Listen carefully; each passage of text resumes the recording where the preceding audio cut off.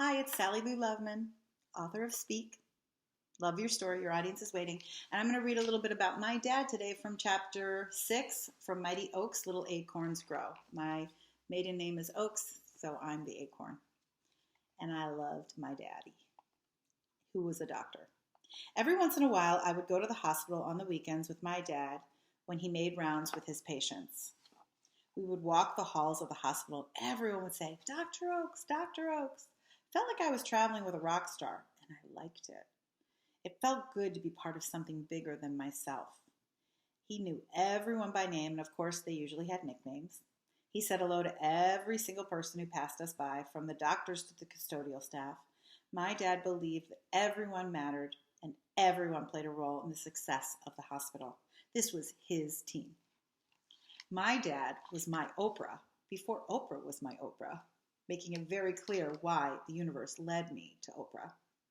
My dad had a unique ability of making everyone believe that they were his favorite person. In fact, my sisters and I had an argument over the fact that we each believed we were his favorite, which when someone asked who our mom's favorite was, I said, I'm not.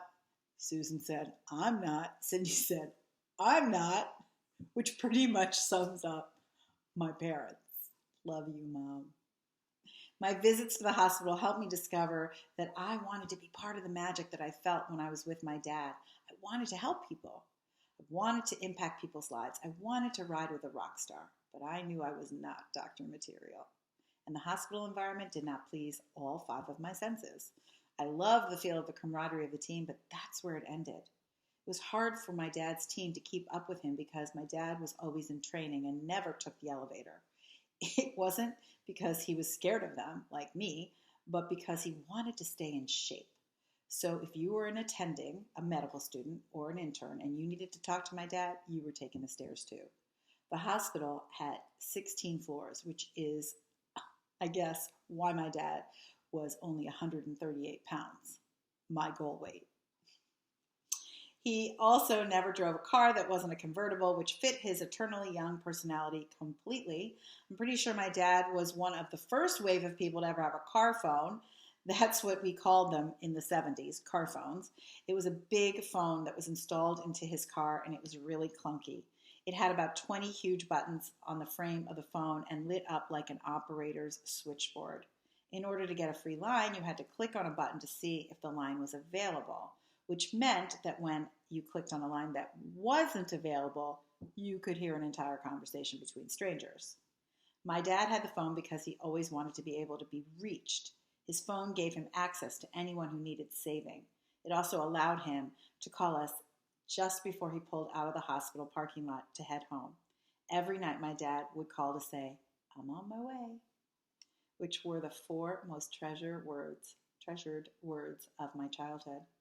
I'm on my way meant my dad would be home, the house would be safe, and I could sleep knowing he was up watching a game on TV, dictating his medical notes, eating a late dinner with my mom, or reading the newspaper. I learned to sleep in a noisy house, which is why I don't love the quiet.